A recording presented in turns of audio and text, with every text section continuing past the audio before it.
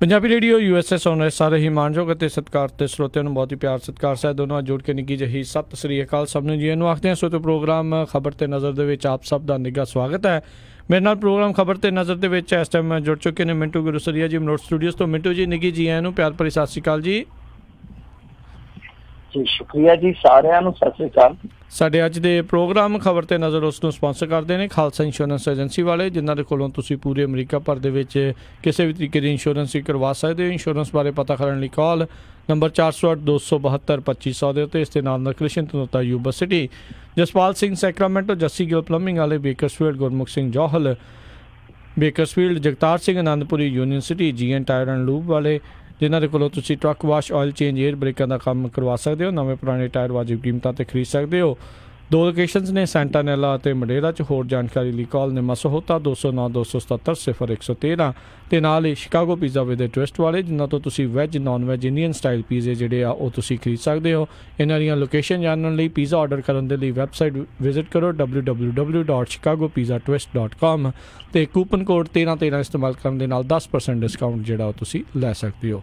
ਇਹਨਾਂ ਸਾਰਿਆਂ ਦਾ ਅਸੀਂ ਬਹੁਤ ਬਹੁਤ ਧੰਨਵਾਦ ਕਰਦੇ ਹਾਂ। ਜੇਕਰ ਤੁਸੀਂ ਜਾਂ ਕੋਈ ਹੋਰ ਕਾਰੋਬਾਰ ਵੀ ਇਸ ਪ੍ਰੋਗਰਾਮ ਨੂੰ ਸਪਾਂਸਰ ਕਰਨਾ ਚਾਹੁੰਦੇ ਹੋ, ਸੰਪਰਕ ਕਰੋ 408-722-7698 ਦੇ ਉੱਤੇ। ਮਿੰਟੂ ਜੀ ਖਬਰਾਂ ਦੇ ਉੱਤੇ ਨਜ਼ਰ ਬਣਾਉਣ ਦਾ ਸਿਲਸਿਲਾ ਕਰਦੇ ਹਾਂ ਜੀ ਸ਼ੁਰੂ। ਕਹਿੰਦੇ ਦਿੱਲੀ ਸਰਕਾਰ ਨੂੰ ਸੁਪਰੀਮ ਕੋਰਟ ਨੇ ਭਾਰਿਆਂ ਕੀਤਾ। ਬਿਲਕੁਲ ਹੌਲੇ ਭਾਰੇ ਦੀ ਹੋਈ ਤੇ ਲੜਾਈ ਸੀਗੀ। ਉਹ ਕਹਿੰਦੇ ਸੀਗੇ ਕਿ ਅਸੀਂ ਭਾਰੇ ਹਾਂ, ਪਰ LG ਕਹਿੰਦਾ ਸੀਗਾ ਕਿ ਕਿਉਂਕਿ ਮੈਨੂੰ ਕੇਂਦਰ ਅਪੁਆਇੰਟ ਕਰਦਾ ਮੈਂ ਭਾਰਾ ਵਾਂ। ਸੋ ਉੱਥੇ ਇਹੋ ਹੀ ਲੜਾਈ ਸੀਗੀ ਕਿ ਭਾਰਾ ਕੌਣ ਆ, ਜਨਤਾ ਦੀ ਚੁਣੀ ਹੋਈ ਸਰਕਾਰ ਜਾਂ ਕੇਂਦਰ ਦਾ ਰੱਖਿਆ LG। ਤਾਂ ਇਹ ਲੜਾਈ ਹੈ ਜਿਹੜੀ ਤੁਹਾਨੂੰ ਸ਼ਾਇਦ ਯਾਦ ਹੋਵੇ, ਇਹ ਚੱਲੀ ਸੀਗੀ ਜਿਹੜੀ ACB ਐਂਟੀ ਕਰਪਸ਼ਨ ਬਿਊਰੋ, ਜੋ ਕਿ ਦਿੱਲੀ ਪੁਲਿਸ ਦੀ ਹੀ ਇੱਕ ਸ਼ਾਖ ਹੈ, ਉਹਨਾਂ ਦੀ ਇੱਕ ਬ੍ਰਾਂਚ ਆ। ਇਹਨਾਂ ਨੇ ਕੀ ਕੀਤਾ ਸੀਗਾ, ਦਿੱਲੀ ਸਰਕਾਰ ਵਾਲਿਆਂ ਨੇ ਜਦੋਂ 2014 ਦੇ ਵਿੱਚ ਰਿਲਾਇੰਸ ਵਾਲਿਆਂ ਦੇ ਖਿਲਾਫ ਕੁਛ ਕੇਂਦਰੀ ਮੰਤਰੀ ਵੀਰੱਪਾ ਮੋਇਲੀ ਇਹਨਾਂ ਦੇ ਖਿਲਾਫ ਮਾਮਲਾ ਦਰਜ ਕਰ ਦਿੱਤਾ ਸੀਗਾ ਤੇ ਹਾਹਾਕਾਰ ਮਚ ਗਈ ਸੀ। ਉਸ ਤੋਂ ਬਾਅਦ ਦਿੱਲੀ ਹਾਈ ਕੋਰਟ 'ਚ ਚਲੇ ਗਿਆ ਮਾਮਲਾ। ਦਿੱਲੀ ਹਾਈ ਕੋਰਟ ਤੋਂ ਹੁੰਦਾ ਫਿਰ ਚਲੇ ਗਿਆ ਸੀਗਾ ਸੁਪਰੀਮ ਕੋਰਟ ਤੱਕ। ਔਰ ਵਿੱਚ ਹੋਇਆ ਕੀ ਸੀਗਾ, ਜਿੱਥੋਂ ਰੱਪੜ ਜ਼ਿਆਦਾ ਪਿਆ ਕਿ ਸੀਮਤ ਸ਼ਕਤੀਆਂ ਉਹ ਤੇ ਸੀਗੀਆਂ ਦਿੱਲੀ ਦੀਆਂ। ਤਾਂ ਇਹਦੇ ਵਿੱਚ ਵੀ ਕੀ ਕੀਤਾ ਕਿ ਇੱਕ ਨੋਟੀਫਿਕੇਸ਼ਨ ਜਾਰੀ ਕਰ ਦਿੱਤਾ ਸੀਗਾ 2015 ਦੇ ਵਿੱਚ ਮੋਦੀ ਸਰਕਾਰ ਨੇ।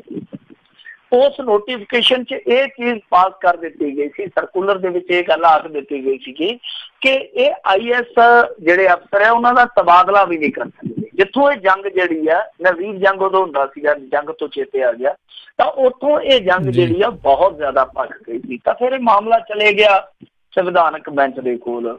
ਉੱਥੋਂ ਇਹ ਫੈਸਲਾ ਹੋਇਆ। ਉਹਨਾਂ ਨੇ ਸਾਫ਼ ਤੌਰ ਤੇ ਜਿਹੜੇ ਸੰਕੇਤ ਦਿੱਤੇ ਉਹ ਮੈਂ ਤੁਹਾਨੂੰ ਕੁਛ ਪੁਆਇੰਟਾਂ 'ਚ ਸਮਝਾ ਦਿੰਦਾ ਕਿ ਕੀ ਕੀ ਟਿੱਪਣੀਆਂ। ਪਹਿਲੀ ਟਿੱਪਣੀ ਤੇ ਉਹਨਾਂ ਨੇ ਵੈਸੇ ਇਹ ਕੀਤੀ ਆ ਕਿ ਅਰਾਜਕਤਾ ਜਿਹੜੀ ਉਹਦੇ ਲਈ ਕੋਈ ਥਾਂ ਨਹੀਂ। ਹੁਣ ਭਾਜਪਾ ਵਾਲੇ ਇੰਨੇ 'ਚ ਚੌੜੇ ਹੋਏ ਪਏ, ਕਹਿੰਦੇ ਅਰਾਜਕਤਾ ਦੇ ਮੂੰਹ ਤੇ ਚਪੇੜ ਵੱਜੀ ਆ। ਹੁਣ ਅਰਾਜਕਤਾ ਪਤਾ ਨਹੀਂ ਕਿਹਨੂੰ ਕਿਹਾ ਗਿਆ।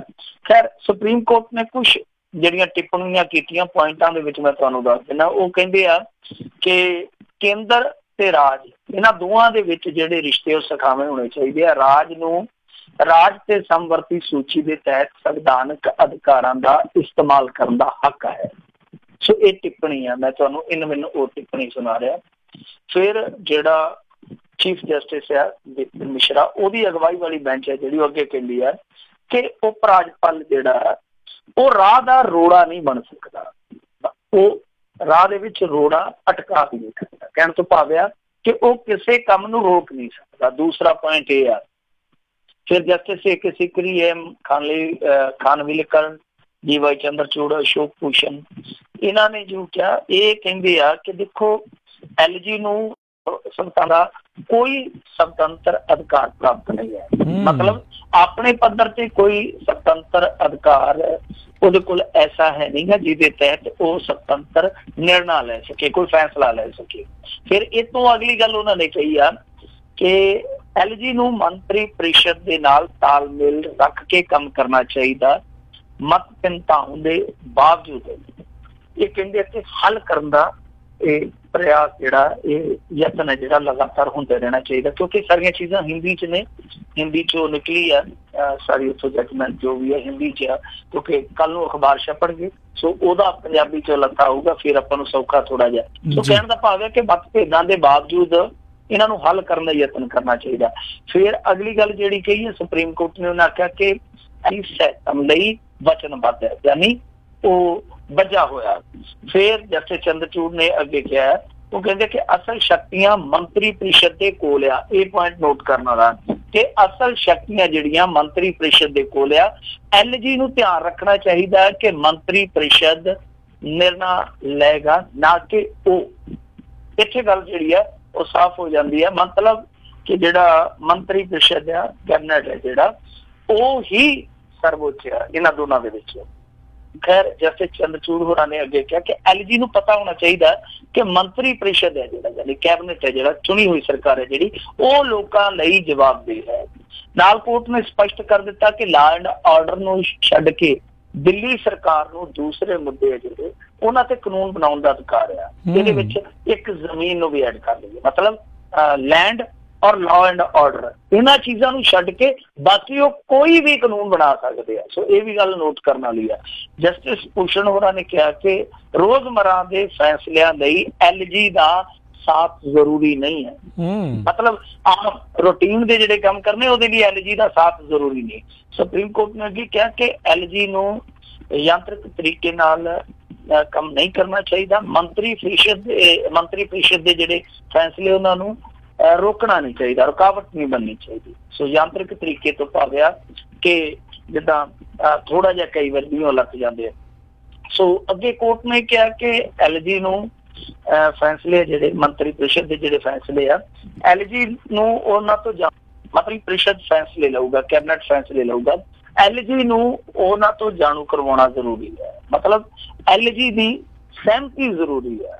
ਪਰ ਜੇ ਮੰਨ ਲਓ LG ਇਸ ਕਿਸੇ ਵੀ ਫੈਸਲੇ ਦੇ ਨਾਲ ਅਸਹਿਮਤ ਹੁੰਦਾ ਤਾਂ ਨਾਲ ਉਹਨਾਂ ਨੂੰ ਇਹ ਅਧਿਕਾਰ ਪ੍ਰਾਪਤ ਹੋਏਗਾ ਕਿ ਉਹ ਕਾਰਨ ਦੱਸ ਕੇ ਰਾਸ਼ਟਰਪਤੀ ਨੂੰ ਟ੍ਰਾਂਸਫਰ ਕਰ ਸਕਦੇ। ਸੋ ਇਹ ਕੁਝ ਬਿੰਦੂ ਹੈ ਜਜਮੈਂਟ ਦੇ ਜੋ ਮੈਂ ਵੱਖ-ਵੱਖ ਨਿਊਜ਼ ਪੋਰਟਲ ਤੋਂ ਹਾਸਲ ਕਰਕੇ ਹਿੰਦੀ ਚ ਸਮਝੋ ਉਹ ਕੋਸ਼ਿਸ਼ ਕੀਤੀ ਹੈ ਕਿ ਪੰਜਾਬੀ ਚ ਉਹ ਲੱਭ ਕੇ ਤੁਹਾਨੂੰ ਦੱਸ ਸਕਾਂ।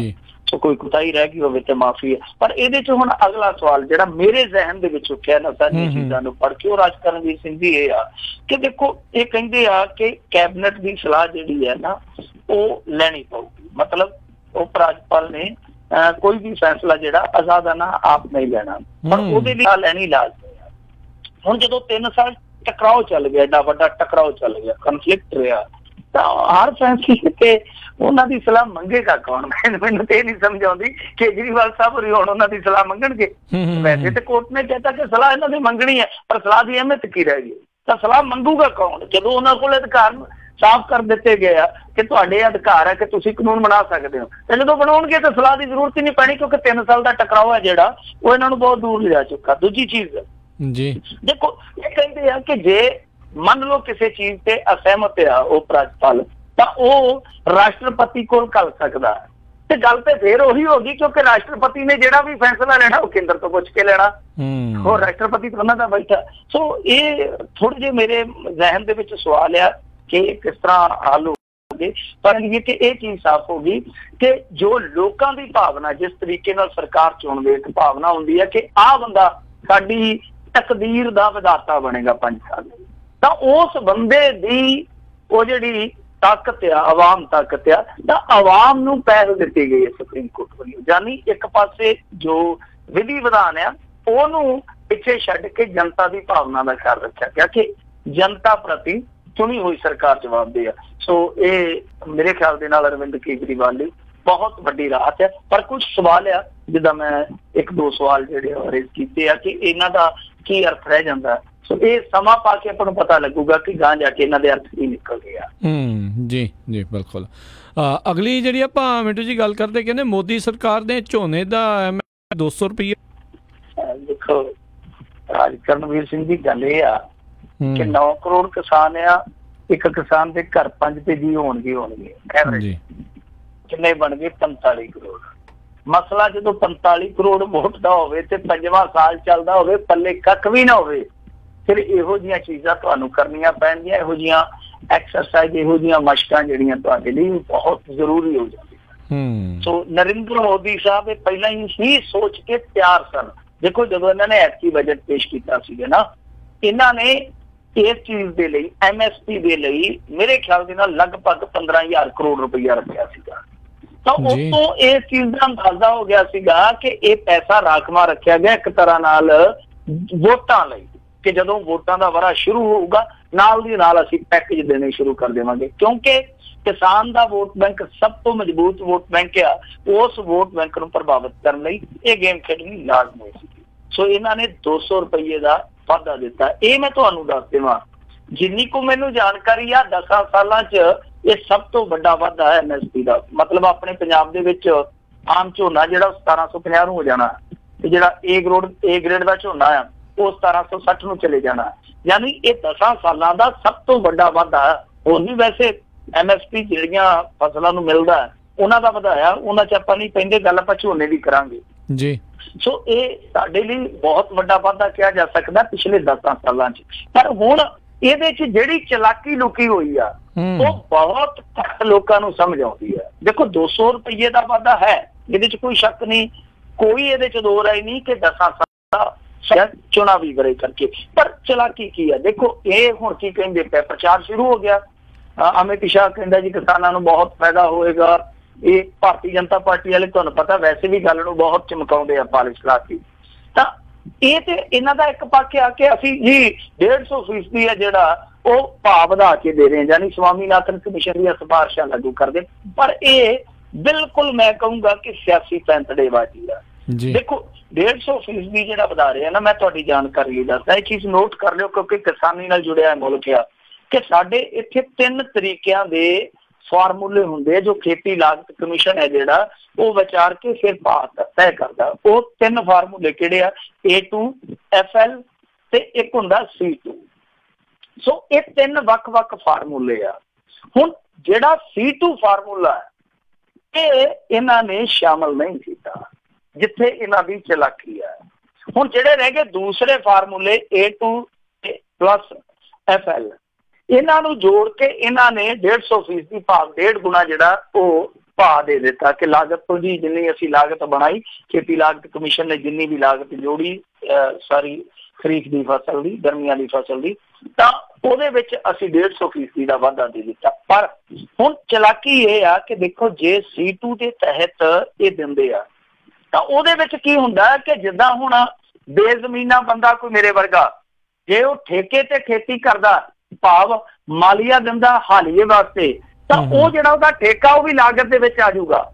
ਭਾਵ ਇਹ ਚੀਜ਼ ਜੋੜਦੇ ਹੀ ਨਹੀਂ ਹੈ। ਇਹ ਇਹਨਾਂ ਦੀ ਇੱਕ ਬਹੁਤ ਵੱਡੀ ਚਲਾਕੀ ਆ। ਤੇ ਜਦ ਕਿ ਅੱਜ ਦੇ ਦੌਰ ਦੇ ਵਿੱਚ ਦੇਖੀਏ ਕਿਸਾਨ ਹੈ ਜਿਹੜੇ ਥੋੜੀਆਂ ਜ਼ਮੀਨਾਂ ਵਾਲੇ ਸੀ, ਅੱਜ ਉਹ ਬੇਜ਼ਮੀਨੇ ਹੋ ਚੁੱਕੇ ਆ। ਉਹ ਇਸੇ ਤਰ੍ਹਾਂ ਹੀ ਜ਼ਮੀਨ ਲੈਂਦੇ ਆ ਵਾਹੁਣ ਵਾਸਤੇ, ਕਿਰਾਏ ਤੇ ਕਹਿ ਲਓ, ਰੈਂਟ ਤੇ ਕਹਿ ਲਓ, ਠੇਕੇ ਤੇ ਕਹਿ ਲਓ, ਇਸ ਤਰ੍ਹਾਂ ਜ਼ਮੀਨ ਲੈਂਦੇ ਆ। ਤਾਂ ਹੁਣ ਉਹ ਲਾਗਤ ਜਿਹੜੀ ਆ ਉਹ ਇਸ ਫਾਰਮੂਲੇ ਤਹਿਤ ਨਹੀਂ ਜੋੜੀ ਜਾਂਦੀ ਜਿਹੜਾ ਕਿ ਇਹ ਇੰਪਲੀਮੈਂਟ ਕਰਦੇ ਆ, ਜਦਕਿ C2 ਫਾਰਮੂਲਾ ਜਿਹੜਾ ਜਿਹਦੇ ਤਹਿਤ ਇਹ ਚੀਜ਼ਾਂ ਆਉਣੀਆਂ ਨੇ ਉਹ ਚੀਜ਼ਾਂ ਬਾਹਰ ਰਹਿ ਜਾਂਦੀਆਂ। ਔਰ ਮੈਂ ਤੇ ਇਹ ਵੀ ਸੋਚਦਾ ਕਿ ਜਿਹੜੀ ਦੇਖੋ ਇੱਕ ਕਿਸਾਨ ਦੀ ਅੱਜ ਆਪਣਾ ਦੇਖੀਏ ਆਰਥਿਕ ਚੇਨ ਹੈ, ਜਿਹੜੀ ਚੇਨ ਚੱਲਦੀ ਆ, ਸਾਈਕਲ ਜਿਹੜਾ ਕਹਿ ਸਕਦੇ ਇਹਦੇ ਅਰਥਚਾਰੇ ਦਾ, ਉਹ ਇਹੋ ਹੀ ਆ ਕਿ ਉਹ ਸ਼ਾਹੂਕਾਰਾਂ ਤੋਂ ਜਾਂ ਬੈਂਕ ਤੋਂ ਵਿਆਜ ਫੜਦਾ, ਫਿਰ ਉਹ ਆਪਣੀ ਫਸਲ ਬੀਜਦਾ, ਉਸ ਤੋਂ ਬਾਅਦ ਜਦੋਂ ਫਿਰ ਉਹਦੀ ਫਸਲ ਪੱਕ ਜਾਂਦੀ ਆ ਫਿਰ ਉਹਨੂੰ ਵੱਢਦਾ, ਉਸ ਤੋਂ ਬਾਅਦ ਵੇਚ ਕੇ ਉਹ ਕਰਜ਼ਾ ਲਾ ਦਿੰਦਾ। ਤਾਂ ਇਸ ਦੌਰਾਨ ਜਿਹੜੀ ਇਹ ਅਰਥਚਾਰੇ ਦੀ ਉਹਦੀ ਸਾਈਜ਼ ਪੈਂਦਾ।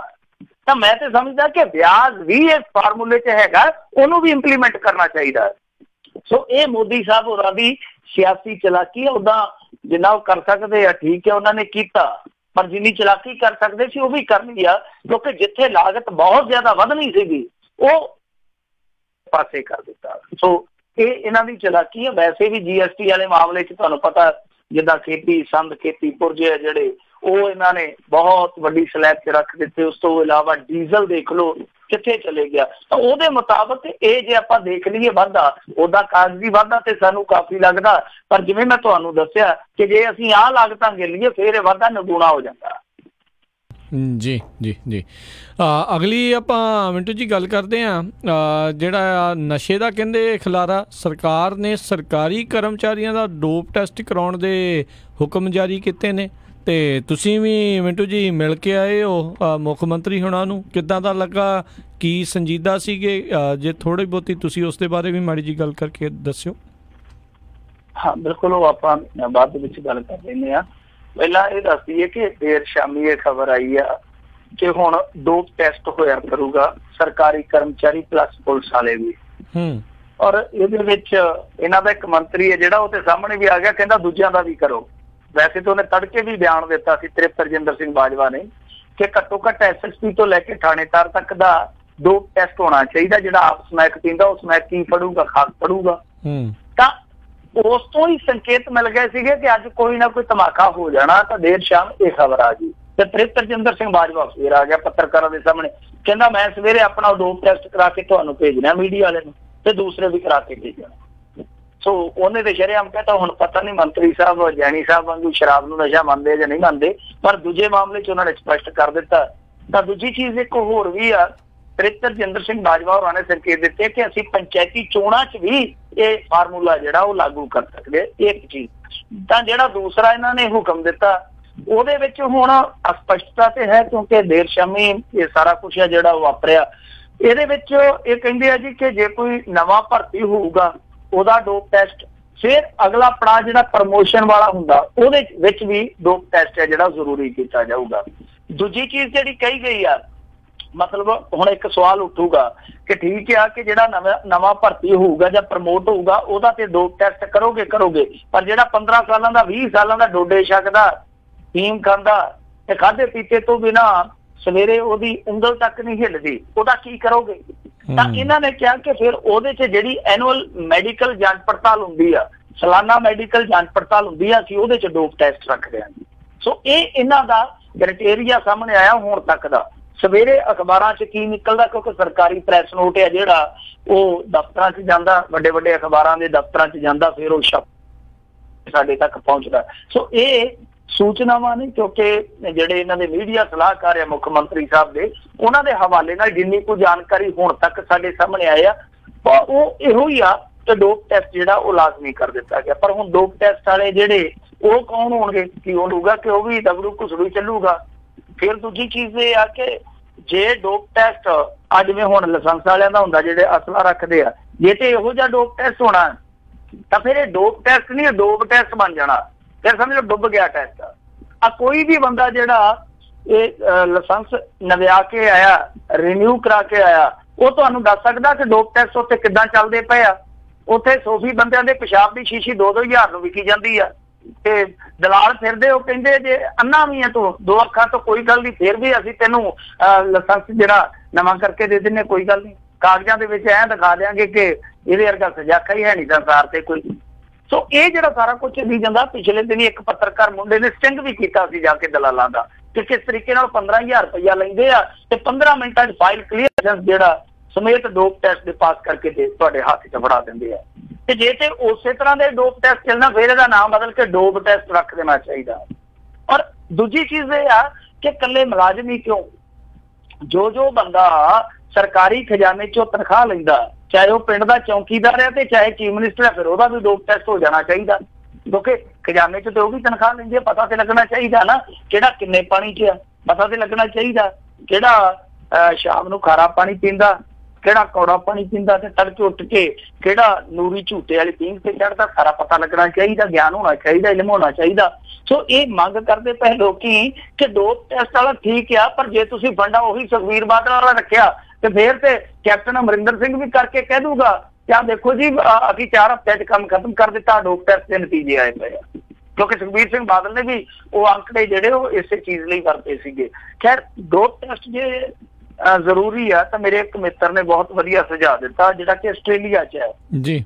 ਉਹ ਕਹਿੰਦਾ ਪਹਿਲਾਂ ਸ਼ਾਇਦ ਇੱਥੇ ਸਾਡੇ ਵੀ ਠੱਗੀਆਂ ਠੋਰੀਆਂ ਚੱਲਦੀਆਂ ਸੀ ਇਹੋ ਜਿਹੀਆਂ, ਉਹ ਚੁਟਕਲਾ ਵੀ ਬਣਿਆ ਹੋਇਆ ਨਾ ਕਿ ਕੋਈ ਪ੍ਰੈਗਨੈਂਟ ਬੀਵੀ ਦਾ ਹੀ ਉੱਥੇ ਦੇ ਆਇਆ ਸੀਗਾ ਯੂਰੇਨ। ਸੋ ਉਸ ਤੋਂ ਬਾਅਦ ਉਹਨੇ ਇੱਕ ਚੀਜ਼ ਦੱਸੀ, ਉਹ ਕਹਿੰਦਾ ਕਿ ਸਾਡੇ ਇੱਥੇ ਜਿਹੜਾ ਡੋਪ ਟੈਸਟ ਹੁੰਦਾ ਉਹ ਇਸ ਤਰ੍ਹਾਂ ਹੁੰਦਾ ਹੈ ਕਿ ਕਿਸੇ ਵੇਲੇ ਵੀ ਤੁਹਾਨੂੰ ਕਹਿ ਸਕਦੇ ਕਿ ਲਿਆ ਜਵਾਨਾ ਪਿਸ਼ਾਬ ਦਾਨ ਕਰ ਦੇ। ਇੱਕ ਤਲਵਾਰ ਲਟਕਦੀ ਰਹਿੰਦੀ ਹੈ ਕਿ ਕਿਸੇ ਸਮੇਂ ਵੀ ਉਹ ਕਹਿ ਸਕਦੇ ਕਿ ਆ ਜਾ ਭਾਈ ਤੇਰਾ ਡੋਪ ਟੈਸਟ ਕਰਦੇ ਆ। ਸੋ ਮੇਰੇ ਖਿਆਲ ਦੇ ਨਾਲ ਜੇ ਇਹ ਚੀਜ਼ਾਂ ਸਾਰਥਕ ਢੰਗ ਦੇ ਨਾਲ ਇੰਪਲੀਮੈਂਟ ਕਰਨੀਆਂ ਤੇ ਫਿਰ ਤੁਹਾਨੂੰ कोई मैकेनिज्म, कोई इंफ्रास्ट्रक्चर है जिहड़ा जो भी तुसीं ईजाद करना इस तरीके का करना पऊगा कि सदा ही इन्हां दे गल 'च एक सप प्यार है बई, कि नहीं है कि साल बाद हुण जिहड़ा साल बाद होना वो 2 महीने पहला पानी पूनी पी के साफ कर लिया करू, फिल्टर हो जाया करूगा। सो कहण दा मतलब है कि ठीक है, भावना इन्हां दी ठीक है, सरकार वालियां दी जो करदे पे आ 2-4 दिनां दे विच जिस तरह दे इन्हां ने कदम चुके आ, बेशक उन्हां चों कोई विवादत आ, कोई उन्हां च लारेबाजी वाला लगदा, जिद्दां फांसी वाला समा टपाऊ लगदा। सो ये सारियां चीज़ां ठीक है अपनी थां ते, कुछ विवादत आ, कुछ लारेबाजी वाला, पर कुछ संकेत चंगे आ। पर सब तो वड्डी गल जिहड़ी आ वो इहो ही आ कि ये इंप्लीमेंट करन दा जिहड़ा ढंग है वधिया होना चाहिदा। हुण जिहड़ी रही गल साडी मुलाकात कादी मुलाकात सी, असीं ते दुखां दी पंड समझ लो कागजां दे गड्डे ते रख के मुख मंत्री दे दरबार तक लिजाण वाले कासद सी, सुने ही सी। असीं जाके सुनेहा लाया राज करनवीर सिंह जी, जिन्नियां भी सानू प्रतिक्रियावां मिलियां, जिन्ने भी मशवरे आए, जो भी फीडबैक सी ग्राउंड तो चक के वो असीं 4-5 पन्नियां दा एक खरड़ा तैयार कीता ते वो सारा ही समेट के असीं वो फड़ाए आ। पर फड़ाउण तो पहला 45 मिनट मूँह जबानी जिहड़ा असीं ग्राउंड तो हाल वेख्या, वो जिहड़ा सुनाया कैप्टन अमरिंदर सिंह सुन के सुन्न हो गया। पता नहीं सुन्न होण दा नाटक करदा सी जां ਉਹਨੂੰ अज तक किसी ने सुनाया ही नहीं सच्चा। सो असीं जिद्दां बोले, खास तौर पर मैं अपनी लाइफ बारे जिद्दां वो पहले ही जानते सी, उन्होंने पूछा, मैं दस्सिया, उस तो बाद पाली भुपिंदर ने, सारिਆਂ ने जदों ये चीज़ां बयानात कीतियां वख-वख एंगलों तो, जदों दस्सिया कि थल्ले किस तरह राजनीतिक लोग, किस तरह थाणेदार, ये सारे एक नैक्सस बना के चलते हैं, लोग की चाहुंदे आ, वो सारा कुछ जदों दस्सिया, सलाहां दित्तियां ते उन्हां दा चेहरा जिहड़ा ना एक बारी फक पै गया सीगा कि बोल की रहे आ कि साडी सरकार इन्नी गई गुजरी है। तो वो नाल दी नाल हुक्म दे रहे थे, अंग्रेजी च मैनूं तो घट आउंदी आ, पर कुछ ना कुछ पता तो लगता पाया कि सरकार दबाव हेठ आ। पर ये देखो शुरुआत है सरकार की। एक चीज जी है मैं दावे नाल कहना, कोई मैं कैप्टन अमरिंदर सिंह का वकील नहीं है, एक चीज मैं दावे नाल कहना कि सरकार सुधार कर सकती है, सुधार करने की उन्हां च समर्था जे उन्हां दी इच्छा शक्ति होवे। पर दूजी चीज आ कि मोढे नाल मोढा हेठले पੱਧਰ ते सानू भी लाउणा पऊगा। अवेयरनेस वाला काम है ना जिहड़ा वो साडा ही होना चाहिए। तो असीं अपने मुहल्ले जां घट्टो घट्ट असीं अपने घर दे विच भी अवेयरनेस लाइए तो इन्ना को सहयोग साडा जिहड़ा वो घट्टो घट्ट वो चिड़ी दी चुंझ वाला हिसाब किताब बन जूगा कि चिड़ी दी चुंझ भर के पानी है जिहड़ी वो जंगल दी अग च पा के सहयोग करदी पई है। सो एक सहयोग होना चाहिए पर ये तां होना, समाज तां ही सहयोग करूगा जे उत्तों पहला कैप्टन अमरिंदर सिंह सुधार करूगा। जी जी बिल्कुल बिल्कुल, हर एक नूं इस दे विच मोढे नाल मोढा जोड़ के जिहड़ा आ काम करन दी जरूरत हैगी आ। अगली आपां मिंटू जी गल करदे हां, गौरी लंकेश दी हत्या पिछे एक साबका करनल दा हत्थ होण दी जिहड़ी आ आशंका। देखो राज करनवीर सिंह जी एक अंग्रेजी अखबार दे अज स्टोरी लगी हुई है, इस अंग्रेजी अखबार दे विच जो चीज़ां दसियां गईयां, वैसे तो तुहानूं पता ही है कि ये सारा मामला जिहड़ा नंगा चिट्टा सामने आ जी। कर्नाटक दे विच जिहड़ा अगस्त च कतल होया सीगा ओहदियां गिरफ्तारियां चाहे वाघमरे होवे चाहे प्रवीण कुमार होवे सारे जिहड़े फड़े गए आ, ये स्पष्ट हो गया कि सज्जे पक्षियां दा काम सीगा, कट्टड़पंथियां दा काम सी, हिंदू संगठन दा काम सीगा। हुण इहदे विच एक संगठन जिहड़ा भी समझिया जांदा है ओहदी सीधे तौर ते शमूलियत भावें नहीं सामने आई पर तारां ओहदे नाल जुड़दियां जापदियां, ਉਹ ਤੇ ਵੈਸੇ ਪੱਲਾ ਛਡਾਉਂਦੇ ਆ ਪਰ ਤਾਰਾਂ ਜਿਹੜੀਆਂ ਉਹਨਾਂ ਦੇ ਨਾਲ ਹੀ ਜੁੜਦੀਆਂ। ਹੁਣ SIT ਦੇ ਦੱਸਦੇ ਆ ਕਿ ਇੱਕ ਅਧਿਕਾਰੀ ਨੇ ਨਾ ਛਾਪਣ ਦੀ ਸ਼ਰਤ ਤੇ ਇਸ ਅੰਗਰੇਜ਼ੀ ਅਖਬਾਰ ਨੂੰ ਕਿਹਾ ਕਿ ਦੇਖੋ 4 ਬੰਦੇ ਜਿਹੜੇ ਇਸ ਹਿੰਦੂਵਾਦੀ ਸੰਗਠਨ ਦੇ ਨਾਲ ਜੁੜੇ ਆ, RSS ਨਹੀਂ, ਮੈਂ ਇੱਥੇ ਸਪਸ਼ਟ ਕਰ ਦੇਵਾਂ, RSS ਨਹੀਂ, ਉਸ ਵਿਚਾਰਧਾਰਾ ਦਾ ਇੱਕ ਮਿਲਦਾ ਜੁਲਦਾ ਹੋਰ ਸੰਗਠਨ ਹੈ। ਸੋ ਉਹ ਕਹਿੰਦੇ ਆ ਕਿ ਜਿਹੜਾ ਉਸ ਸੰਗਠਨ ਦਾ ਢਾਂਚਾ ਉਹਦੇ ਵਿੱਚ 4 ਬੰਦੇ ਜਿਹੜੇ ਕੰਮ ਕਰਦੇ ਸੀਗੇ, ਉਹਨਾਂ 4 ਬੰਦਿਆਂ ਤੇ ਸ਼ੱਕ ਹੈ ਜਿਨ੍ਹਾਂ ਦੇ ਵਿੱਚ ਇੱਕ ਸਾਬਕਾ ਕਰਨਲ ਵੀ ਆ। ਸੋ ਜਿਨ੍ਹਾਂ ਨੇ ਸ਼ੂਟ ਕੀਤਾ ਉਹ ਤੇ ਇੱਕ ਬੰਦਾ ਗ੍ਰਿਫਤਾਰ ਹੀ ਹੈ ਵਾਘਮਰੇ, ਜਿਹਨੇ ਰੈਕੀ ਕਰਾਈ ਸੀ ਉਹ ਵੀ ਗ੍ਰਿਫਤਾਰ ਹੈ, ਨਿਪਟਾਰਿਆ। ਉਹ ਬੰਦੇ ਸੀਗੇ ਜਿਨ੍ਹਾਂ ਨੇ ਗੋਂਦ ਗੁੰਦੀ ਸੀ, ਜਿਨ੍ਹਾਂ ਨੇ ਸਾਜ਼ਿਸ਼ ਰਚੀ ਸੀ। ਸੋ ਜੇ ਗ੍ਰਿਫਤਾਰੀਆਂ ਹੋ ਜਾਂਦੀਆਂ ਤੇ ਫਿਰ ਸਪਸ਼ਟ ਹੋ ਜਾਊਗਾ ਕਿ ਉਹ ਸੰਗਠਨ ਜਿਹੜਾ ਹੁਣ ਤੱਕ ਡਿਨਾਈ ਕਰਦਾ, ਡਿਨਾਈ ਮੋੜ ਤੇ ਆ ਕਿ ਸਾਡਾ ਇਸ ਕਤਲ ਦੇ ਵਿੱਚ ਕੋਈ ਹੱਥ ਨਹੀਂ ਹੈ। ਜਿਹੜੇ ਬੰਦੇ ਸੀਗੇ ਉਹ ਹੋ ਸਕਦਾ ਕਿਤੇ ਸਾਡੀ ਵਿਚਾਰਧਾਰਾ ਨਾਲ ਜੁੜੇ ਹੋਣ, ਕਿਤੇ ਸਾਡੇ ਸੰਗਠਨ ਨਾਲ ਜੁੜੇ ਹੋਣ, ਪਰ ਸਿੱਧੇ ਤੌਰ ਤੇ ਉਹਨਾਂ ਦਾ ਸਾਡੇ ਨਾਲ ਕੋਈ ਸੰਪਰਕ ਨਹੀਂ। ਪਰ ਜੇਕਰ ਇਹਨਾਂ 4 ਦੇ ਵਿੱਚੋਂ ਕੋਈ ਗ੍ਰਿਫਤਾਰੀ ਹੋ ਜਾਂਦੀ ਔਰ 120(b) ਦੇ ਤਹਿਤ ਇਹਨਾਂ ਨੂੰ ਨਾਮਜ਼ਦ ਕਰ ਲਿਆ ਜਾਂਦਾ ਪਰਚੇ 'ਚ, ਤਾਂ ਫਿਰ ਇਹ ਬਿਲਕੁਲ ਸਾਫ਼ ਹੋ ਜਾਏਗਾ। ਹੁਣ ਜਿੱਥੇ ਅਸੀਂ ਇੱਕ ਸੰਗਠਨ ਕਹਿੰਦੇ ਆ, ਫਿਰ ਅਸੀਂ ਸ਼ਰੇਆਮ ਕਹਿ ਦਿਆਂਗੇ ਕਿ ਉਹ ਫਲਾਣਾ ਸੰਗਠਨ ਹੈ ਜਿਹੜਾ ਉਹਦੀ ਸ਼ਮੂਲੀਅਤ ਜਿਹੜੀ ਆ ਉਹ ਇਸ ਮਾਮਲੇ 'ਚ ਨੰਗੀ ਚਿੱਟੀ ਹੋ ਗਈ ਆ। ਜੀ ਜੀ। ਅਗਲੀ ਜਿਹੜੀ ਗੱਲ ਕਰਦੇ ਆ, ਲੋਕਾਂ ਵੱਲੋਂ ਨਕਾਰੀ ਗਈ ਬੀਬੀ ਭੱਠਲ ਨੂੰ ਮਿਲੀ ਚੇਅਰਮੈਨ ਕੈਬਨਿਟ ਦਾ ਰੈਂਕ। ਦੇਖੋ, ਬੀਬੀ ਭੱਠਲ ਕਹਿ ਸਕਦੀ ਆ ਕਿ ਜੇ ਹਾਰਿਆ ਨਕਾਰਿਆ ਦੇਸ਼ ਦਾ ਖਜ਼ਾਨਾ ਮੰਤਰੀ ਤੁਸੀਂ ਬਣਾ ਸਕਦੇ ਆ ਤੇ ਮੇਰਾ ਕੀ ਆ। ਜੇ ਹਾਰੀ ਨਕਾਰੀ ਬੀਬੀ ਸਿਮਰਤੀ ਇਰਾਨੀ ਤੁਸੀਂ ਸਿੱਖਿਆ ਮੰਤਰੀ ਵਜੋਂ ਪ੍ਰਵਾਨ ਕਰ ਸਕਦੇ ਤੇ ਔਖੇ ਸੌਖੇ ਬੀਬੀ ਭੱਠਲ ਦਾ ਭਾਰ ਵੀ ਧੋ ਲਓ, ਕਿਹੜਾ ਕੁ ਫਰਕ ਪੈਂਦਾ। ਪੰਜਾਬ ਰਾਜ ਯੋਜਨਾ ਬੋਰਡ ਦੀ ਵਾਈਸ ਚੇਅਰਪਰਸਨ ਲਾਇਆ ਗਿਆ ਬੀਬੀ ਨੂੰ। ਆਪਾਂ ਤਕਰੀਬਨ 7-8 ਹਫ਼ਤੇ ਪਹਿਲਾਂ ਇਹਦਾ ਜ਼ਿਕਰ ਕਰ ਚੁੱਕੇ ਸਾਂ ਕਿ ਕਨਸੋਆਂ ਮਿਲਦੀਆਂ ਪਈਆਂ ਕਿ ਬੀਬੀ ਭੱਠਲ ਨੂੰ ਚੇਅਰਪਰਸਨ ਬਣਾਇਆ ਜਾ ਸਕਦਾ। ਵੈਸੇ ਸਮੇਂ ਦੀ ਤਰਾਸਦੀ ਦੇਖੋ ਜਾਂ ਨੈਤਿਕਤਾ ਉਹਦਾ ਪਤਨ ਦੇਖੋ ਕਿ ਇੱਕ ਚੀਫ ਮਿਨਿਸਟਰ ਜੋ ਕਿਸੇ ਸਮੇਂ ਦਾ ਚੀਫ ਮਿਨਿਸਟਰ ਹੋਵੇ, ਹੁਣ ਫਾਰਮਰ ਕਹਿ ਸਕਦੇ ਹਾਂ, ਐਕਸ ਕਹਿ ਸਕਦੇ ਹਾਂ, ਸਾਬਕਾ, ਤਾਂ ਉਹਨੂੰ ਚੇਅਰਪਰਸਨ ਲੱਗਣਾ ਪਿਆ। ਆ ਜਿਹੜੇ MLA ਹਾਰ ਜਾਂਦੇ ਆ ਨਾ ਕਈ ਵਾਰੀ, ਇਹਨਾਂ ਨੂੰ ਵੀ ਲਾ ਦਿੰਦੇ ਆ। ਬਾਦਲ ਰਾਜ ਦੇ ਵਿੱਚ ਇਸ ਤਰ੍ਹਾਂ ਦੇ ਅਨੇਕਾਂ ਉਦਾਹਰਨ ਸਨ ਜਿਹੜੇ ਬੰਦੇ MLA ਦੀ ਟਿਕਟ ਨਹੀਂ ਜਿੱਤ ਸਕੇ, MLA ਦੀ ਚੋਣ ਨਹੀਂ ਜਿੱਤ ਸਕੇ, ਉਹਨਾਂ ਨੂੰ ਇਸ ਤਰ੍ਹਾਂ ਦੇ ਚੇਅਰਮੈਨਾਂ ਦੇ ਨਾਲ, ਚੇਅਰਮੈਨੀਆਂ ਦੇ ਨਾਲ ਨਵਾਜ਼ ਦਿੱਤਾ ਗਿਆ ਹੈਗਾ। ਸੋ ਬੀਬੀ ਭੱਠਲ ਨੂੰ ਇਸ ਤਰ੍ਹਾਂ ਇਹ ਅਹੁਦਾ ਕਿਉਂ ਕਬੂਲ ਕਰਨਾ ਪਿਆ? ਇਹਦੇ ਪਿੱਛੇ ਕਾਰਨ ਇੱਕੋ ਇੱਕ ਆ। ਤੁਹਾਨੂੰ ਯਾਦ ਹੋਣਾ ਬੀਬੀ ਭੱਠਲ ਦੀ ਇੱਕ ਕੋਠੀ ਦਾ 80-85 ਲੱਖ ਰੁਪਈਆ ਜਿਹੜਾ ਉਹ ਲੋਕਾਂ ਨੇ ਭਰਿਆ ਜੀ। ਹੁਣ ਉੱਤੋਂ ਫੇਰ ਕੋਠੀ ਆ ਜਿਹੜੀ ਉਹ ਇਹਨੇ ਛੱਡੀ ਦੀ ਰੁਪਈਆ 40 ਲੱਖ ਫੇਰ ਬਣਿਆ ਪਿਆ। ਉੱਤੋਂ ਹੋਇਆ ਕੀ ਕਿ ਸੁਪਰੀਮ ਕੋਰਟ ਨੇ ਆਖਿਆ ਕਿ ਜਿੰਨੇ ਵੀ ਸਾਬਕਾ ਮੁੱਖ ਮੰਤਰੀ ਆ ਉਹ ਆਪਣਾ ਬਿਸਤਰਾ ਮੋਢੇ ਤੇ ਰੱਖ ਕੇ ਤੇ ਨਿਕਲਦੇ ਹੋਵੋ। ਹੁਣ ਸਾਰਿਆਂ ਨੇ ਆਪੋ ਆਪਣੇ ਸਾਬਕਾ ਮੁੱਖ ਮੰਤਰੀਆਂ ਨੂੰ ਨੋਟਿਸ ਧਮਾਤੇ ਤੇ ਸਾਰਿਆਂ ਨੇ ਆਪੋ ਆਪਣਾ ਜਿਹੜਾ ਡੰਡਾ ਡੋਰਾ ਸੀਗਾ ਉਹ ਚੁੱਕ ਕੇ ਪਾਸੇ ਕਰ ਲਿਆ। ਪਰ ਬੀਬੀ ਭੱਠਲ ਹਾਲੇ ਤੱਕ ਉਸ ਕੋਠੀ ਦੇ ਵਿੱਚ ਜੰਮੀ ਹੋਈ ਸੀਗੀ, ਬਣੀ ਹੋਈ ਸੀਗੀ, ਕਿਉਂਕਿ ਉਹਦਾ ਕਾਰਨ ਇਹ ਸੀਗਾ ਕਿ ਕੈਪਟਨ ਅਮਰਿੰਦਰ ਸਿੰਘ ਬੀਬੀ ਭੱਠਲ ਨੂੰ ਨਾਰਾਜ਼ ਨਹੀਂ ਸੀ ਕਰਨਾ ਚਾਹੁੰਦਾ। ਬੀਬੀ ਭੱਠਲ ਕਹਿੰਦੀ ਕਿ ਸਿਕਿਉਰਿਟੀ ਰੀਜ਼ਨਸ ਨੇ ਕੁਛ, ਇਸ ਕਰਕੇ ਮੈਂ ਕੋਠੀ ਨਹੀਂ ਛੱਡ ਸਕਦੀ। ਤਾਂ ਅਸਲ ਦੇ ਵਿੱਚ ਕਾਰਨ ਇਹੋ ਹੀ ਸੀਗਾ ਕਿ ਇਹਨਾਂ ਦਾ ਤੁਹਾਨੂੰ ਪਤਾ ਹੀ ਕਿ ਧੜੇਬੰਦੀ ਵਾਲਾ ਕੰਮ ਹੈ ਜਿਹੜਾ ਕਈ ਵਾਰ ਸੜਕਾਂ ਤੇ ਵੀ ਆ ਜਾਂਦਾ। ਸੋ ਕੈਪਟਨ ਅਮਰਿੰਦਰ ਸਿੰਘ ਇਸ ਪੋਜੀਸ਼ਨ ਦੇ ਵਿੱਚ ਹੈ ਨਹੀਂਗਾ ਕਿ ਉਹ ਬੀਬੀ ਭੱਠਲ ਨੂੰ ਕਵੇ ਕਿ ਕੋਈ ਗੱਲ ਨਹੀਂ, ਸਿਕਿਉਰਿਟੀ ਦਾ ਇੰਤਜ਼ਾਮ ਮੈਂ ਕਰ ਦੂੰਗਾ, ਤੁਸੀਂ ਕੋਠੀ ਖਾਲੀ ਕਰਨ ਦਾ ਇੰਤਜ਼ਾਮ ਕਰੋ। ਸੋ ਇਸ ਕੋਠੀ ਨੂੰ ਬਚਾਉਣ ਲਈ ਇਹਨਾਂ ਨੂੰ ਇਹ ਚੇਅਰਪਰਸਨ ਹੀ ਦਿੱਤੀ ਗਈ ਔਰ ਇਹਦੇ ਵਿੱਚ ਇਹ ਆ ਕਿ ਇਹਨਾਂ ਨੂੰ ਕੈਬਨਿਟ ਦਾ ਰੈਂਕ ਦੇ ਦਿੱਤਾ ਗਿਆ। ਸੋ ਇੱਕ ਤਰ੍ਹਾਂ ਨਾਲ ਕਹਿ ਲਈਏ ਕਿ ਇਹਨਾਂ ਦੀ ਕੋਠੀ ਰੈਂਕ ਜਿਹੜਾ ਉਹ ਇਹਨਾਂ ਨੂੰ ਪ੍ਰਦਾਨ ਕਰ ਦਿੱਤਾ ਗਿਆ। ਸੋ ਕੋਠੀ ਸੁਰੱਖਿਅਤ ਆ। ਜਿਹੜਾ ਇੱਕ ਚੇਅਰਮੈਨ ਜਾਂ ਚੇਅਰਪਰਸਨ ਕੋਈ ਹੋਰ ਲਾਇਆ ਜਾ ਸਕਦਾ ਸੀ, ਉਹਦਾ ਅਹੁਦਾ ਜ਼ਰੂਰ ਬੀਬੀ ਨੂੰ ਮਜਬੂਰੀ 'ਚ ਦੇਣਾ ਪੈ ਗਿਆ। ਜੀ ਜੀ ਮਿੰਟੂ ਜੀ ਸਮਾਂ ਵੀ ਆਪਣਾ ਸਮਾਪਤੀ ਵਾਲਾ। ਜਾਂਦੇ ਜਾਂਦੇ ਆਪਾਂ ਜੇ ਗੱਲ ਕਰ ਲਈਏ, ਕਹਿੰਦੇ ਨਵਜੋਤ ਸਿੱਧੂ ਹੁਣਾਂ ਨੇ ਕਿਹਾ ਵੀ ਮੇਰੇ ਦਫ਼ਤਰਾਂ ਵਿੱਚ ਹੋਵੇਗੀ ਪੰਜਾਬੀ ਦੀ ਬੱਲੇ ਬੱਲੇ। ਸਾਰੇ ਲੋਕ ਇਸ ਦੀ ਪ੍ਰਸ਼ੰਸਾ ਵੀ ਕਰਦੇ ਆ। ਬਿਲਕੁਲ ਹੋਣੀ ਚਾਹੀਦੀ ਆ ਪ੍ਰਸ਼ੰਸਾ, ਪਰ ਸਭ ਤੋਂ ਵੱਡੀ ਗੱਲ ਤੇ ਇਹ ਆ ਕਿ ਅੱਜ ਤੱਕ ਜਿਸ ਪੰਜਾਬ ਦੇ ਵਿੱਚ ਭਾਸ਼ਾ ਐਕਟ ਲਾਗੂ ਹੋਇਆ ਉਸ ਸਟੇਟ ਦੇ ਵਿੱਚ ਪੂਰਨ ਤੌਰ ਤੇ ਪੰਜਾਬੀ ਜਿਹੜੀ ਆ ਲਾਗੂ ਕਿਉਂ ਨਹੀਂ ਹੋ ਸਕੀ? ਕਿ ਇੱਥੇ ਮੁੱਖ ਮੰਤਰੀ ਨੌਨ ਪੰਜਾਬੀ ਰਿਹਾ ਸੀ? ਕਿ ਇੱਥੇ ਮੰਤਰੀ ਮੰਡਲ ਦੇ ਵਿੱਚ ਨੌਨ ਪੰਜਾਬੀ ਲੋਕ ਸਨ? ਅੰਗਰੇਜ਼ ਬੈਠੇ ਸੀ ਜਾਂ ਚੀਨੀਏ ਬੈਠੇ ਸੀ? ਇਹ ਸਮਝਣ ਦੀ ਜ਼ਰੂਰਤ ਹੈ। ਸੋ ਇਹ ਹੋਇਆ ਤਾਂ ਆਇਆ ਕਿਉਂਕਿ ਕੁਛ ਬੁੱਧੀ ਜੀ ਵੀ ਤੁਹਾਨੂੰ ਪਤਾ ਹੀ ਹੈ ਕਿ ਚੰਡੀਗੜ੍ਹ ਦੇ ਵਿੱਚ ਜੋ ਮਾਂ ਬੋਲੀ ਦੇ ਨਾਲ ਵਿਤਕਰਾ ਹੁੰਦਾ ਉਹਦੇ ਬਰਖਲਾਫ ਸੰਘਰਸ਼ ਕਰਦੇ ਆ ਕਿ ਉੱਥੇ ਜੋ ਮਰਤਬਾ, ਜੋ ਰੁਤਬਾ ਪੰਜਾਬੀ ਦਾ ਬਣਦਾ ਉਹ ਪ੍ਰਦਾਨ ਕੀਤਾ ਜਾਵੇ। ਤਾਂ ਇਹੋ ਜਿਹਾ ਹੀ ਇੱਕ ਸਮਾਗਮ ਹੁਣ ਇਹਨਾਂ ਨੇ ਆਯੋਜਿਤ ਕੀਤਾ ਸੀ ਜਿਹਦੇ 'ਚ ਸਿੱਧੂ ਸਾਹਿਬ ਗਏ ਆ।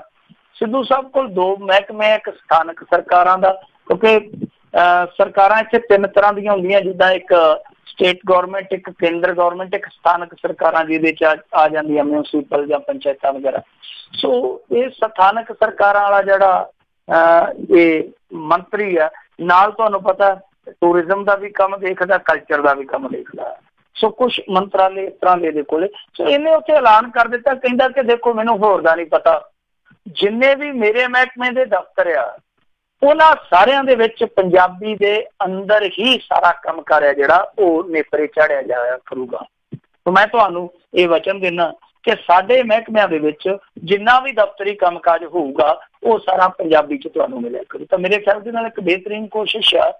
ਔਰ ਕੀ ਸਿੱਧੂ ਹੀ ਇਕੱਲਾ ਪੰਜਾਬੀ ਪ੍ਰੇਮੀ ਆ ਜਾਂ ਇਕੱਲਾ ਸਿੱਧੂ ਹੀ ਪੰਜਾਬੀ ਜੰਮਿਆ? ਕਿ ਜਿਹੜੇ ਦੂਜੇ ਮੰਤਰੀ ਆ ਜੇ ਆਪੋ ਆਪਣੇ ਮਹਿਕਮਿਆਂ 'ਚ ਇਸ ਤਰ੍ਹਾਂ ਦੀ ਪਿਰਤ ਤੋੜ ਲੈਣ ਕਿ ਅਸੀਂ ਆਪਣੇ ਮਹਿਕਮਿਆਂ ਦੇ ਦਫ਼ਤਰਾਂ 'ਚ ਪੰਜਾਬੀ ਨੂੰ ਤਰਜੀਹ ਦੇਣੀ ਹੈ। ਮੈਂ ਇਹ ਨਹੀਂ ਕਹਿੰਦਾ ਕਿ ਦੂਸਰੀਆਂ ਭਾਸ਼ਾਵਾਂ ਨੂੰ ਤੁਸੀਂ ਉੱਥੇ ਕਿੱਲੀ ਤੇ ਟੰਗਦੇ ਹੋ ਦਫ਼ਤਰਾਂ 'ਚ, ਪਰ ਜੇ ਪੰਜਾਬੀ ਨੂੰ ਤਰਜੀਹ ਦਿੱਤੀ ਜਾਂਦੀ, ਤਰਜੀਹੀ ਆਧਾਰ ਤੇ ਉਹਦਾ ਮਾਣ ਸਨਮਾਨ ਹੁੰਦਾ, ਤਾਂ ਮੇਰੇ ਖਿਆਲ ਦੇ ਨਾਲ ਜੇ ਹਰੇਕ ਮੰਤਰੀ ਇਸ ਤਰ੍ਹਾਂ ਕਰ ਲਵੇ ਤਾਂ ਜ਼ਰੂਰਤ ਹੀ ਨਹੀਂ ਆ ਜਿਹੜੀਆਂ ਅਸੀਂ ਐਕਸਰਸਾਈਜ਼ਾਂ ਕਰਦੇ ਹਾਂ ਜਾਂ ਮਸ਼ਕਾਂ ਕਰਦੇ ਹਾਂ ਧਰਨਿਆਂ ਵਾਲੀਆਂ ਮੁਜ਼ਾਹਰਿਆਂ ਵਾਲੀਆਂ, ਕਿਉਂਕਿ ਸਾਰਾ ਕੁਛ ਜਿਸ ਤਰ੍ਹਾਂ ਪੰਜਾਬੀ ਲਾਗੂ ਹੋਊਗੀ ਫੇਰ ਹੀ ਤੁਸੀਂ ਚੰਡੀਗੜ੍ਹ 'ਚ ਜਾ ਕੇ ਕਹਿ ਸਕਦੇ ਹੋ ਕਿ ਭਾਈ ਸਾਨੂੰ ਜੋ ਮਾਣ ਸਨਮਾਨ ਬਣਦਾ ਦਿਓ। ਤੁਸੀਂ ਆਪ ਤੇ ਦੇ ਨਹੀਂ ਪਾ ਰਹੇ। ਸੋ ਜ਼ਰੂਰਤ ਇਸ ਗੱਲ ਦੀ ਹੈ ਕਿ ਸਿੱਧੂ ਵੱਲ ਵੇਖ ਕੇ ਦੂਸਰੇ ਦੀ ਅਕਲ ਕਰਨਾ। ਤਾਂ ਮੇਰੇ ਖਿਆਲ ਦੇ ਨਾਲ ਸਿੱਧੂ ਨੂੰ ਸਲੂਟ ਬਣਦਾ, ਪਰ ਕਈ ਸਿੱਧੂ ਦੇ ਜਿਹੜੇ ਫਾਇਰ ਹੁੰਦੇ ਉਹ ਫੋਕੇ ਹੀ ਹੋ ਜਾਂਦੇ ਆ। ਇਹਨੂੰ ਇੰਪਲੀਮੈਂਟ ਵੀ ਕਰਨਾ ਚਾਹੀਦਾ, ਲਾਗੂ ਵੀ ਕਰਕੇ ਮਿਸਾਲ ਜਿਹੜੀ ਆ ਉਹ ਦੂਸਰਿਆਂ ਦੇ ਸਾਹਮਣੇ ਰੱਖਣੀ ਚਾਹੀਦੀ ਹੈ ਤਾਂ ਕਿ ਦੂਸਰਾ ਵੀ ਕੋਈ ਇਸ ਤਰ੍ਹਾਂ ਦੀ ਨਜ਼ੀਰ ਜਿਹੜਾ ਉਹ ਪੈਦਾ ਕਰ ਸਕੇ। ਜੀ ਜੀ ਜੀ ਤੇ ਬਹੁਤ ਬਹੁਤ ਮਿੰਟੂ ਜੀ ਤੁਹਾਡਾ ਧੰਨਵਾਦ। ਤੁਸੀਂ ਸਾਡੇ ਨਾਲ ਜੁੜੇ, ਇਹਨਾਂ ਖਬਰਾਂ ਬਾਰੇ ਸਾਨੂੰ ਵਿਸਤਾਰ ਜਾਣਕਾਰੀ ਦਿੱਤੀਆਂ। ਅਗਲੀ ਵਾਰ ਤੱਕ ਲਈ ਬੜੀ ਮਿਹਰਬਾਨੀ। ਪਿਆਰ ਭਰੀ ਸਤਿ ਸ਼੍ਰੀ ਅਕਾਲ ਜੀ। ਤੇ ਸੋ ਤੇ ਇੱਥੇ ਸਾਡਾ ਅੱਜ ਦਾ ਪ੍ਰੋਗਰਾਮ ਸਮਾਪਤ। ਮਿਲਾਂਗੇ ਤੁਹਾਨੂੰ ਸਾਰਿਆਂ ਨੂੰ ਅਗਲੀ ਵਾਰ। ਉਦੋਂ ਤੱਕ ਲਈ ਮੈਨੂੰ ਰਾਜਕਰਮਜੀਤ ਸਿੰਘ ਨੂੰ ਵੀ ਇਜਾਜ਼ਤ ਦਿਓ। ਮੇਰੇ ਵੱਲੋਂ ਤੁਹਾਨੂੰ ਸਾਰਿਆਂ ਨੂੰ ਪਿਆਰ ਸਤਿਕਾਰ ਸਨਿੱਘੀ ਜਿਹੀ ਸਤਿ ਸ਼੍ਰੀ ਅਕਾਲ ਜੀ। ਦੇ ਵਾਸਤੇ ਰਹੋ, ਹੱਸਦੇ ਖੇਲਦੇ ਰਹੋ, ਸੁਣਦੇ ਰਹੋ ਪੰਜਾਬੀ ਰੇਡੀਓ USA।